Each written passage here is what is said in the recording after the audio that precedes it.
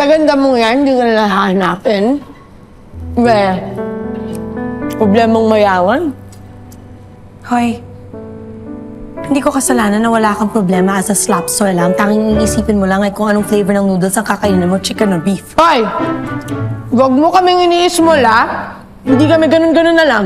Umayaman din ako, ang tanging problema ko lang is paano kung ubusin kaya ang pera ko? Yes. Oo. Pero kung ganyan din naman kadaming oras ko sa probinsya, I'll work on myself. And even the people around me, the whole community. May pera rin ako. Magsha-shopping ako isang beses sa isang linggo. Maybe the province life will really help me. Tapos wala nang makakapag-utos sa akin. Alam niyo mga madam, may naisip ako. Hindi pa doon nagagawa sa kahit anong pelikula. Walaan niyo. Ang palit kayong buhay. Talino ko, di ba?